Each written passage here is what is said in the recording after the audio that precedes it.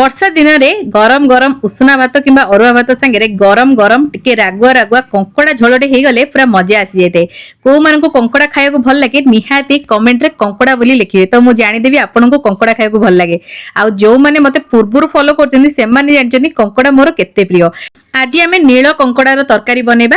नमस्कार ओडिया बहु रोसई को आपण मानकु बहुत बहुत स्वागत। एठी देखंतु मु गोटे केजी पाखापाखि नील कंकड़ा नेइतिली ताकु भल भाबरे सफा कर नेइची। आउ आपण माने जदी कंकड़ा केमदी सफा करे जाय जानिया को चाहछन्ती आर पूर्व रेसिपी रे मु शेयर करथिली निहाते बे डिस्क्रिप्शन चेक कर देबे। दुई तीनोटी मु कंकड़ा रेसिपी आगुरु भी पकेइची जेमती कंकड़ा कोरमा दही कंकड़ा कंकड़ार तरकारी आगुरु भी मु शेयर करछि विभिन्न प्रकार। आपण निहाते बे डिस्क्रिप्शन चेक कर देबे सेठी आपण सबुरो लिंक मिल जिवो तो आपण देखि परिबे कंकड़ा केमती माने छड़ा हुए। आ शॉर्ट वीडियो रे भी मु पकेइथिली। तापर एठी देखंतु मु आलू किछि काटि नेथिली मसला रे जीरा धनिया गोटे अळैच नेइची तीनोटी गुजराती टिके दालचीनी दुईटी सुखिला लंका ए सब जिंस नेथिली अदा रसुण पियाज नेइची।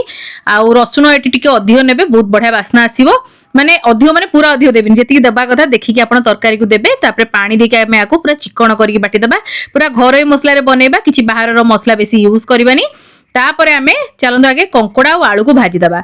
तो कंकड़ा आलू भाजी पे मु प्रथमे सोरिष तेल किछि नै जाउची जेमति कि एका बेले मु भाजी देबी सेही तेल रे। तो एडी टी अधिक करी मु तेल देई देइची 2 रु 3 स्पून पाखापाखि बड़ स्पून रे। तापर एडी देखो मु आलू दे दीची आलू को पूरा लाल करके भाजीबे जादरा कि टेस्ट बहुत सुंदर आसी थाए। जदि आपण चाहबे एटी लूण हळदी देकी भी भाजी पारी मु सेमिति आलूटा को भाजीतिली।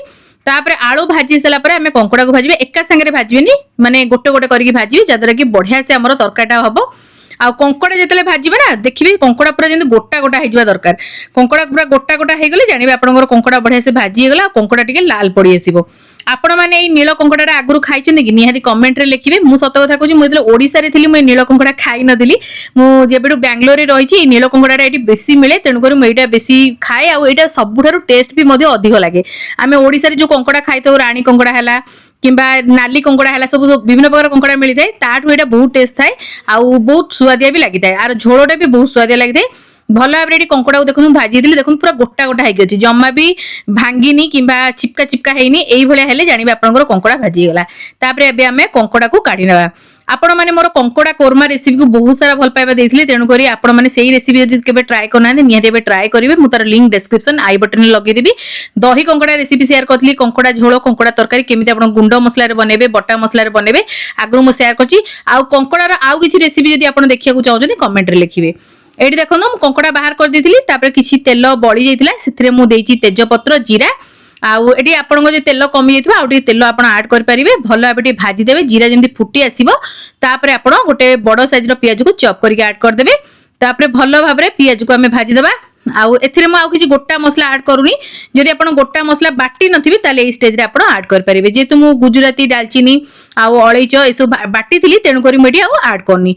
भला भाबरे पियाज देखो भाजी आसलानी। एबे कोन करबा टमाटर दुईटी बड़ साइज रो मु नेइथिली ताकू काटी दे देइची। तापर स्वाद अनुसार हमर लूण जेतिकी दरकार पड़िबो तरकारी पे एठी ऐड करनबा। आमे कंकड़ा भाजला बेले लूण हळदी देकी भाजी थिले सेटा को ध्यान रखी कि एठी आपण लूणटा देबे आ भलो भाबे मिक्स करके घोड़े की रखि देबा जेंति कि हमर टमाटर टिके सिझी आसीबो। टिके एबे घोड़े की रखिदबा आमे घोड़े की रखिदेले 2 रु 3 मिनिट भितरे बढ़िया भाबरे हमर टमाटरटा मध्ये सिझी जिवो। तो एठी देखो टमाटर हमर बढ़िया से सिझी आसलानी। टिके आमे चटुरे एपट सपट करनबा। तापर एठी मु मसला जो बाटी की रखिथिली ताकू आमे ऐड करबा किंतु ता पूर्वरु आमे टिके हळदी और लंका गुंड ऐड कर दबा।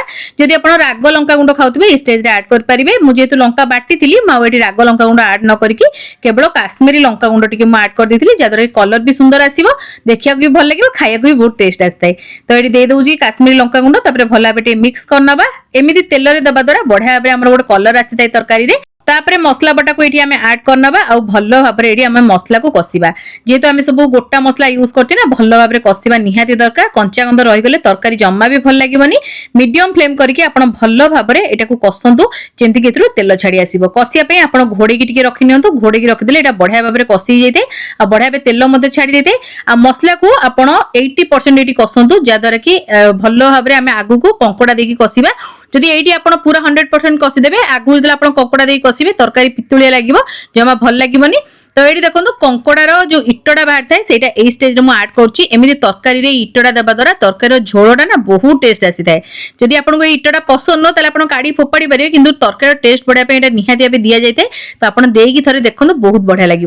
तो ये आउ टे घोड़ी रखी ये देखो तेल छाड़ी आसला आमर 80% पाखापाखि मसला आमर कषि आसला मझे मझे खोलिकी भी कषी ये टेस्ट को आउ टे एनहांस करने गोटे स्पून चिकेन मसला आड कर मीट मसला भी आड करेंगे जहाँ भी आपन पाखे थी आ चिकेन मसला रेसिपी जदि आपण माने देखि नांती निहाती डिस्क्रिप्शन चेक करिवे सेठी आपनको तार लिंक मिल जिवो पूरा प्रॉपर बढ़िया चिकेन मसला मु रेडी करी देखि जी सेटा आपण जे कोनोसी आमिष तरकारी हला निरामिष तरकारी हला सबुथिरे पकई परिवे बहुत बढ़िया लागि थाए।